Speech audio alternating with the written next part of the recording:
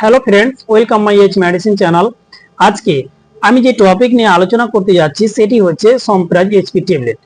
আমরা জানবো এই মেডিসিনের ইউজ, তার ডোজ এবং তার সাইড ইফেক্ট কি রয়েছে। এটি প্রেগন্যান্সি, ব্রেস্টফিডিং মহিলা কিংবা লিভার, হার্ট কিংবা কিডনির পেশেন্ট তারা খেতে পারবে কিনা, এছাড়া এই মেডিসিন কোন কোন মেডিসিনের সঙ্গে চলবে না, এই বিষয়গুলো আজকে ভিডিওর মধ্যে আমি ডিসকাস করব। তার আগে আপনাদের কাছে রিকোয়েস্ট, আপনারা চ্যানেলে নতুন হয়ে থাকেন চ্যানেলকে সাবস্ক্রাইব করুন এবং ভিডিওকে লাইক, শেয়ার, কমেন্ট করতে ভুলবেন না। আপনাদের কাছে রিকোয়েস্ট, আপনারা অবশ্যই ভিডিওকে স্কিপ না করে সম্পূর্ণভাবে দেখবেন।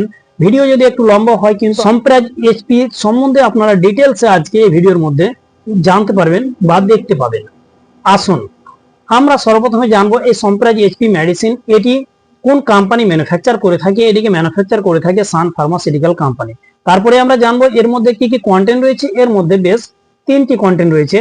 এক হচ্ছে ক্যালোরিথ্রোমেসিন, ইসোঅমপ্রাজোল, আরেকটি রয়েছে অ্যামক্সিসিলিন। এই তিনটি নিয়ে গঠিত হয়েছে এই সম্প্রাজ এইচপি ট্যাবলেট। আসুন এবার আমরা জানবো এই মেডিসিনের ইউজটি কি। এই মেডিসিনের ইউজ ডাক্তারবাবুরা বিশেষ করে এটিকে ইউজ করে থাকে এইচপি পাইলোরি ডিজিজের ক্ষেত্রে। তাহলে আমাদেরকে জানতে হবে এইচপি পাইলোরি ডিজিজ কি।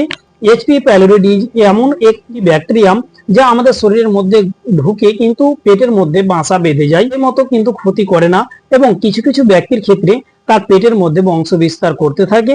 বংশ বিস্তার করার ফলে কিন্তু পেটের মধ্যে কিন্তু অ্যাসিড উৎপন্ন করতে থাকে এবং এই অ্যাসিড গুলো হওয়ার কারণে কিন্তু GRD, gastro oesophagus reflex disease কিন্তু হওয়ার সম্ভাবনা হতে থাকে।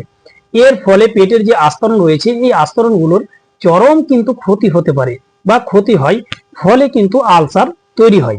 যখন পেটের মধ্যে আলসার তৈরি হয়ে যায়, আলসার তৈরি হওয়ার কারণে কিন্তু বেশ কিছু কিন্তু উপসর্গ দেখা দেয়, যেমন উপরের পেটে ব্যথা, এছাড়া তল পেটে ব্যথা, আবার খাবার খেলে পেটে ব্যথা বেড়ে যায় কিন্তু কিছুক্ষণ পরে আবার ব্যথা অটোমেটিক কমে যায়। দীর্ঘক্ষণ না খেলে আবার কিন্তু পেটে ব্যথা শুরু হয়ে যায়। এছাড়া তার বমি বমি লাগে কিংবা দিনের দিন তার ওজন কমে যায় এবং পেট ফেঁপে থাকে। এছাড়া কালো রঙের কিন্তু মলত্যাগ সে করতে থাকে। এই সমস্ত লক্ষণ কিন্তু দেখা দিতে থাকে। আসুন এবার আমরা জানবো যে এই এইচপি পাইলোরি মানুষের শরীরের মধ্যে কিভাবে পরিবেশ করে।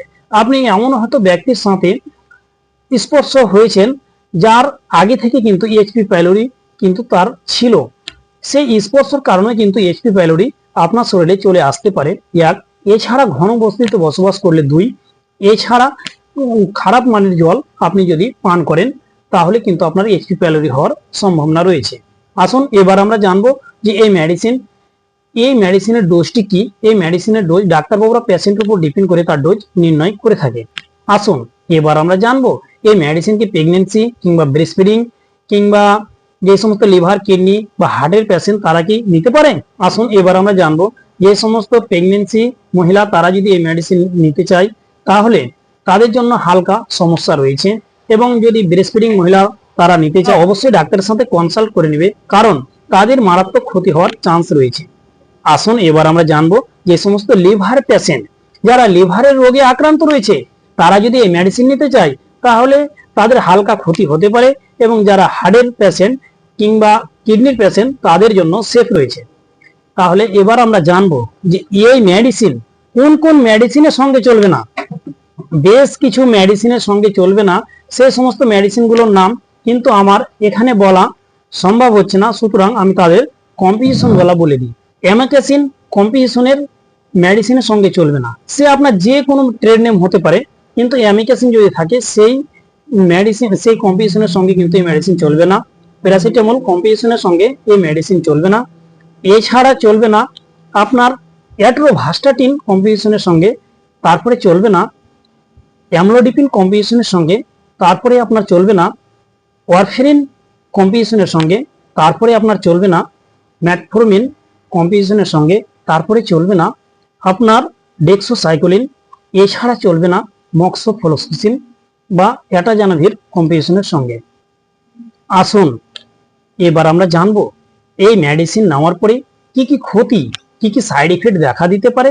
বেশ কিছু সাইড ইফেক্ট দেখা দিতে পারে, যেমন নজিয়া, বমি বমি লাগতে পারে, ভমিটিং, বমি হতে পারে, এছাড়া পেট ফেঁপে থাকতে পারে, এছাড়া তার মুখে অবসাদ লাগতে পারে, মুখ শুষ্ক হতে পারে, এছাড়া তার ওজন কমে যেতে পারে, ডায়রিয়া হতে পারে বা হাইপার সেনসিটিভ হতে পারে। এই সমস্ত সাইড ইফেক্ট গুলো কিন্তু দেখা দিতে পারে। তাই আপনাদের কাছে রিকোয়েস্ট, আপনারা যে কোনো মেডিসিন ডাক্তারের পরামর্শ ছাড়া ইউজ করবেন না। ভালো থাকুন, সুস্থ থাকুন, আসি পরে ভিডিও আবার।